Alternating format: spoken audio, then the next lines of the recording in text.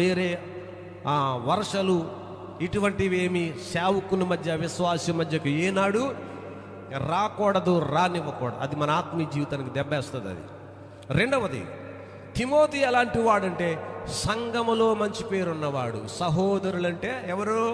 సంఘములో ఉన్నటువంటి అన్నలు, తమ్ముళ్ళు. బైబిల్ అంతా ఏం చెప్పిందంటే సహోదరులు, సహోదరులు, సహోదరీలు అంటే అర్థం ఏమిటి? మన భాషలో కొన్ని ఇంగ్లీష్లోకి వెళ్ళిపోండి, సిస్టర్, బ్రదర్. కొన్ని తెలుగులోకి వచ్చేయండి మరలా, అన్నయ్య, తమ్ముడు. కానీ మన మధ్య ఏం బంధం ఉంటుంది? అది ఉండటం లేదు.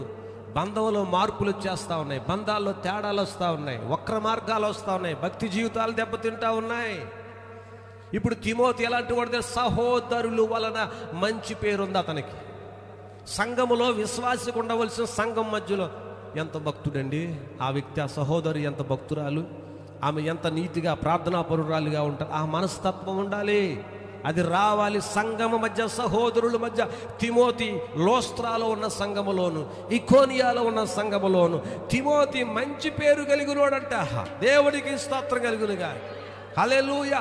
మనం ఎందుకు ఒక తిమోతి కాలేకపోతా ఉన్నాం సంఘాల్లో? ఒక స్త్రీ అయినా పురుషుడైనా తిమోతి లాంటి ఒక భక్తి మనలోనికి ఎందుకు రావటం లేదు? తిమోతి సంఘములో పేరుంది, తిమోతికి సేవకుని దగ్గర పేరుంది. తిమోతి మంచి సాక్ష్యం కలిగినాడు. పౌలు గారు వాళ్ళ పాస్టర్ గారు చెప్తా ఉన్నాడు, నా నిజమైన కుమారుడు వాడు, నా ప్రియమైన కుమారుడు వాడు, నాకు నమ్మకస్తుడు తిమోతి. అలాంటి తిమోతులు కడవరి దినాల్లో సంఘాల్లో లేవాలి. సంఘాల్లో ఎప్పుడు కూడా మోషేకి విరోధముగా లేచినటువంటి కోరాహు, దాతాను, అభిరాములు ఉండకూడదు. సంఘములో కోరాహులు ఉండకూడదు, సంఘములో దాతానులు ఉండకూడదు. కోరాహు, దాతాను, అభిరాములు ఉండకూడదు. ఎందుకో తెలుసా? వారు మోషేకు, దేవుని సేవకు, అహరోనుకు విరోధముగా వారు సనిగిరని బైబిల్లో ఉంది. ఏం జరిగింది? తద్వారా భూమి నెర విడిచి వారిని మింగేసినట్లు బైబిల్ చరిత్రలో కనబడుతుంది. వాక్యంలో సెలవిస్తుంది, మనము కోరాహు, దాతానుల వలె మారకూడదు.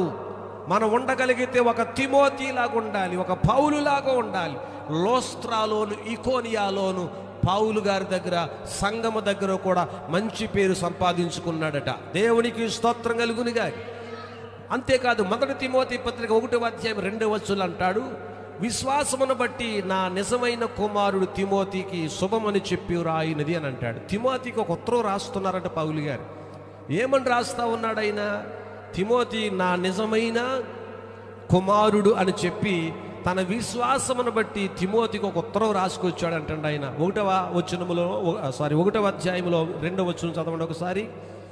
1 తిమోతి విశ్వాసమును బట్టి నా నిజమైన కుమారుడు తిమోతికి శుభమని చెప్పి వ్రాయినది. చాలు. నా నిజమైన కుమారుడైన, బైబిల్ మూసేయండి అయిపోతే, నా నిజమైన కుమారుడైన తిమోతికి శుభమని చెప్పి రాయి. ఎవరెవరికి రాస్తా ఉన్నారు? పౌలు గారు తిమోతికి ఉత్తరం రాస్తున్నారు. నా నిజమైన కుమారుడు, నాకు నిజమైన. అంత బాగా ఉంటుంది కానీ సంఘంలో మనం నేర్చుకోవాల్సింది ఎప్పుడు నేర్చుకోం. మనం ఏమి నేర్చుకోవాలి? మనము సంఘంలో